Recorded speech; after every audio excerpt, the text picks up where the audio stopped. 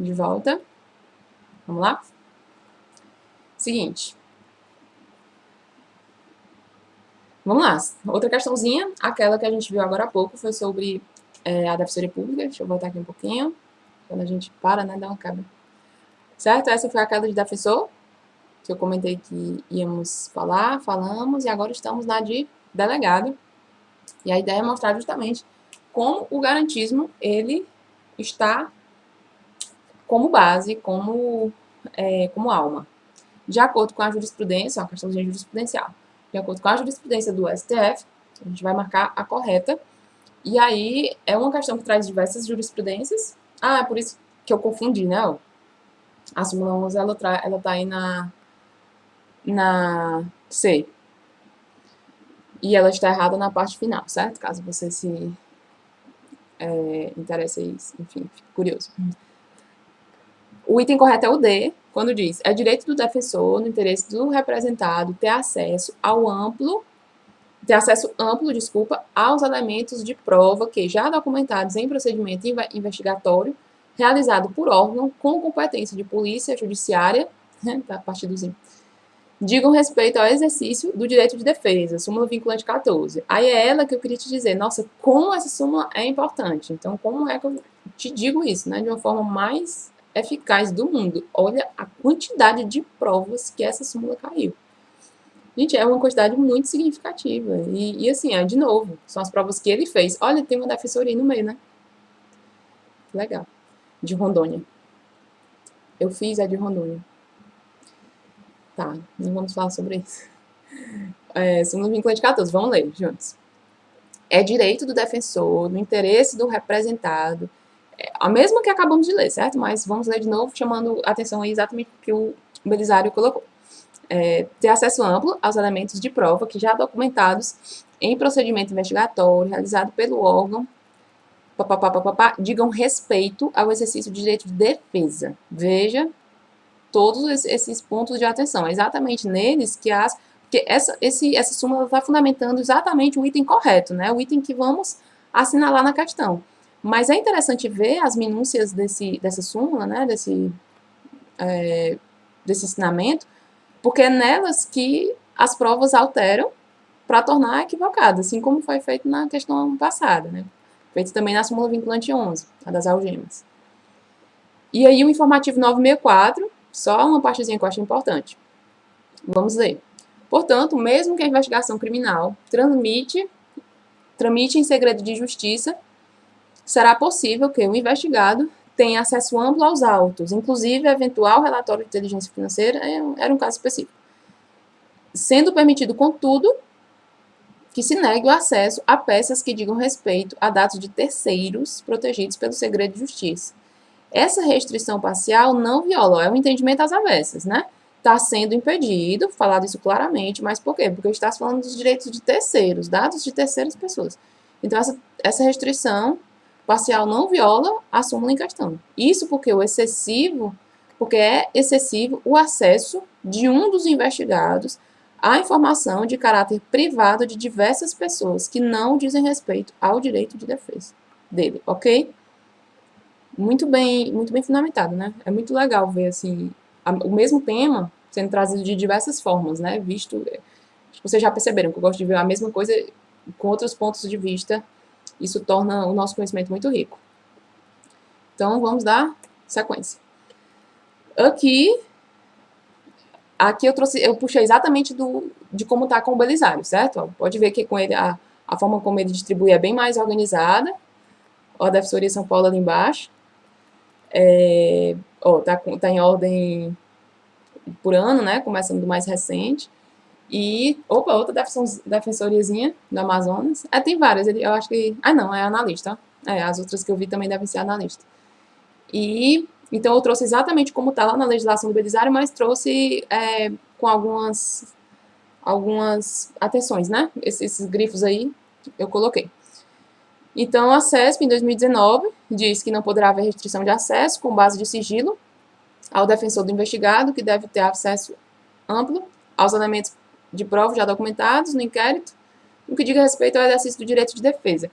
que por uma questão de tempo, que eu estou começando a me preocupar de conseguir enviar para vocês a tempo, certo? Assim, estamos dentro do tempo, assim, de ritmo, mas eu tenho que terminar o ponto de enviar e ser carregado para vocês na hora da aula. Então, eu vou só ler aquilo que é vital aqui, certo? Em cada uma. Então, nessa do Amazonas, da Defensoria, fala das transcrições de interceptação telefônica das conversas mantidas pelo indiciado, desde que já documentadas, né? Teve um momento que eu fui mencionar um exemplo, como se fosse de interceptação, poderia, né? Fiquei com medo de entrar numa legislação e falar errado algo para vocês, mas é isso mesmo, é uma transcrição da interceptação, mas foi documentado, então a defesa vai ter acesso. A do TJ São Paulo, de 2017, fala a mesma coisa, certo? Isso é só reiteração para você perceber que o mesmo tema cai em qualquer banca e em qualquer instituição. E aí, com o acréscimozinho dessa, todas estão baseadas nessa súmula, mas essa especificamente aí está falando também do Estatuto da OAB e do CNMP. Só para te dar mais fundamento legal. Essa do TRE da Bahia, olhando só essa parte final.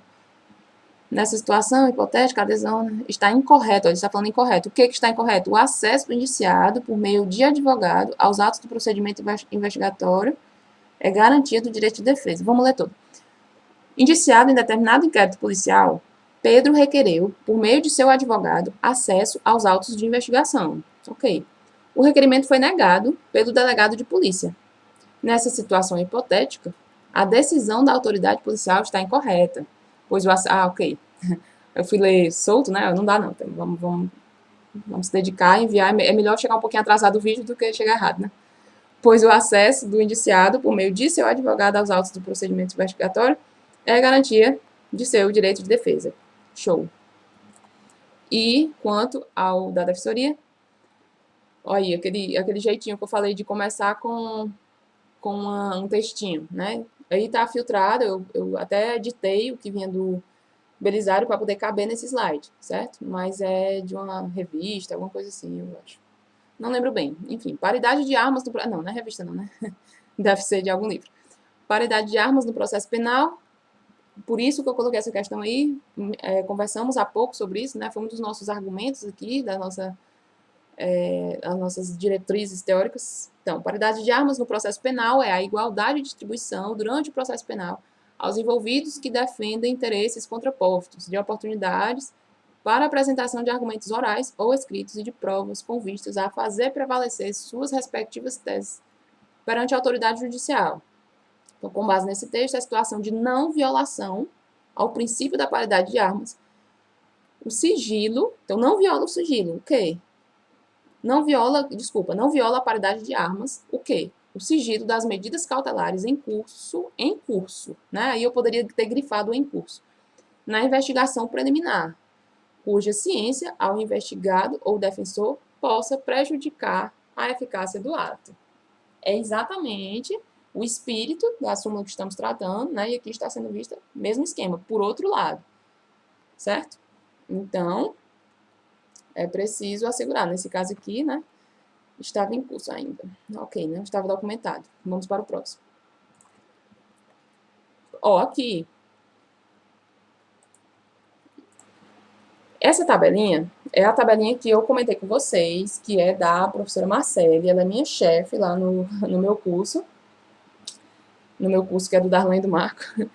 E aí, é uma tabela que eu acho extremamente oportuna. Ela é mais especificamente... Essa tabela está meio desajustada, né? Não, tá aparecendo. Eu que tô atrapalhando. Tá, vou sair do roteiro. Essa tabelinha, veja só como ela é interessante. Ela traz as peças defensivas, certo? Começa com as investigativas, e aí vai seguindo toda a régua processual. Olha só como ela faz sentido. Começa com relaxamento, né? Na hipótese aí de flagrante legal, fala da revogação, prisão legal, porém desnecessária, a liberdade provisória, aí começa a peça, né? Ou começa a régua processual com a queixa-crime. Nesse caso, ela colocou a queixa-crime, lembrando que pode ser uma denúncia, né? Se parte da Defensoria Pública. E aí, desculpa, do Ministério Público. Mas aqui, ó, essa tabela, né, ela se destina mais especificamente para a OAB, ela fez para a OAB. Mas eu estou colocando aqui para vocês, por quê?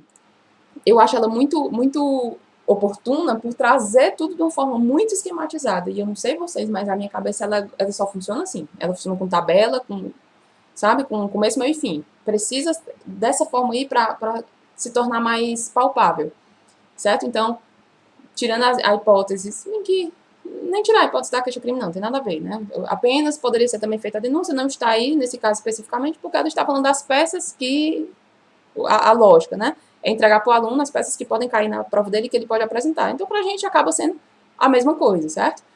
Então, por isso, mas eu estou dizendo que ela é para o AB, porque ela realmente ela foi feita para o AB, mas se aproveita, eu diria que em tudo para nós. E veja como ela é interessante, porque ela traz a palavra-chave, né, para você entender. E, gente, isso serve muito para a segunda fase da defensoria. Total, porque estamos falando de defesa, né? Estamos falando aqui de direito de defesa. Qual é a diferença, né? Pode ser para um advogado particular ou para um defensor público. Ok, existe muita diferença. Mas a gente está falando aqui da técnica, certo? Não muda. Então, ó, previsão legal, você vai saber exatamente como fundamentar a lógica do endereçamento. Também é muito pontuado em concurso de segunda fase de defensoria. Aí as possíveis teses é legal para você identificar, são sugestões, são exemplificações, certo? Pedidos, aí são os pontos mais que falam mais alto. Por exemplo, por ocasião aqui da resposta à acusação, deve ter absolvição sumária, né? Em algum lugar. Previsão legal, teses possíveis, excludente, perere, parará, tá ali, pedido, né? Tá no pedido. Nulidade, desclassificação, absolvição sumária, muito própria da RA, no 397, o prazozinho, então é muito interessante. Então, segue aí para vocês, caso ajude, eu pedi para ela cedeu.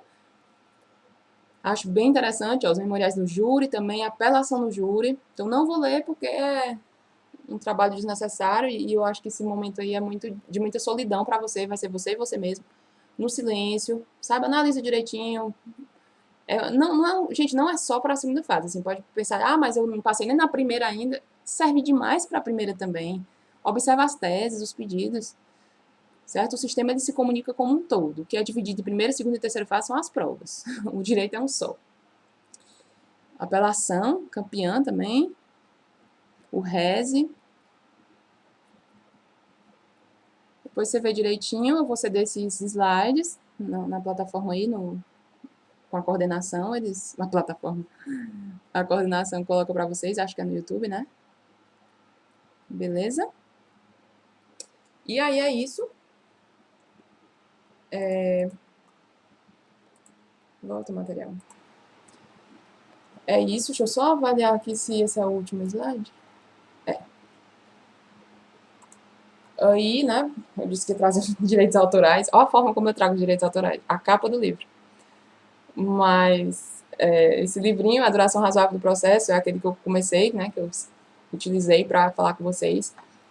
Até o próprio ensinamento do professor Rui, o português, que eu comentei a princípio, que eu disse que era que tinha influenciado muitos doutrinadores nacionais, também eu aprendi através desse livro. Consta nele muitas citações oportunas. Tabela de peças é da professora Marcele, a legislação do Belisário, aí segue o Instagram dele, para te ajudar. E o livrinho do Auri que eu utilizei, o meu é de 2016, o que eu coloquei não mudou. E é exatamente isso. Pessoal, espero ter ajudado, espero ter colaborado, certo? Desculpa por qualquer impropriedade, né? Especificamente falando aqui da súmula 444, que eu estou com peso na consciência porque eu não trouxe a minha atualização, né? Não me atualizei para vocês. Mas, enfim, é isso. Quero pedir desculpa por isso, mas eu vou trazer, tá justificado, né? Você não sabe quando se atualiza, é uma confusão. A vida do professor concurseiro é uma vida difícil, viu? Então é isso. Espero ter colaborado com o seu conhecimento, espero ter trazido arcabouço suficiente para você, para te dar musculatura, para você se sentir forte, seja com a primeira fase, sabe? Já antevendo aí como é que é uma segunda fase, moral, nenhuma das fases é um bicho de sete cabeças. O bicho de sete cabeças principal que existe é o nosso emocional, certo? Isso aí é grande. E ele está em todas as fases, não só da prova como da vida. Então, a gente precisa trabalhar bem com ele, saber direitinho, estudar com paz, com tranquilidade. E me coloco totalmente à disposição de vocês, certo? Para enviar material, a gente né, todos nós estamos... Outra frase que eu não gosto, né? Estamos todos no mesmo barco. Estamos não, meu barco, ele é pode ser parecido com o barco de vocês, mas eu tenho um barco muito privilegiado, certo? Então, se eu puder usar o meu barco privilegiado para colocar algum de vocês dentro para a gente ir junto nessa jornada, contem comigo, certo? Sobe no meu barquinho, vou te dando aqui alguns peixes que eu tenho. Peixe tem uma dupla conotação, né? Sem ser essa conotação da corrupção, pelo amor de Deus, viu? A gente vai junto, remando, e eu, se eu puder mesmo, não tô falando isso aqui, né? Porque, enfim, de coração, se eu puder ajudar você, seja com material, seja com a experiência, seja com a explicação que você não tem entendido precisamente aqui. Se você estudar para o OAB, por exemplo, quiser também uma ajuda mais direta. No início, no primeiro slide, eu coloquei lá o contato, coloquei o meu Instagram, sobretudo por uma questão de acessibilidade. Aqui o aluno ele pode ver, você está vendo, todo o meu material você está lendo. Em alguns momentos eu disse, depois você vê na sua casa, mas eu tenho que considerar que você pode ser um aluno cego. Então, se você for um aluno cego, você é uma preocupação minha. Então, você vai me mandar um áudio pelo Instagram e eu te respondo por áudio. Se você quiser, eu leio por áudio essa tabela para você.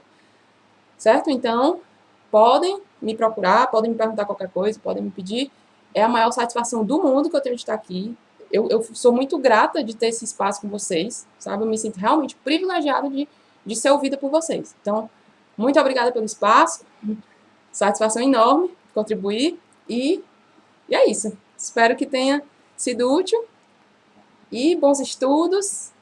E boa noite. Obrigada.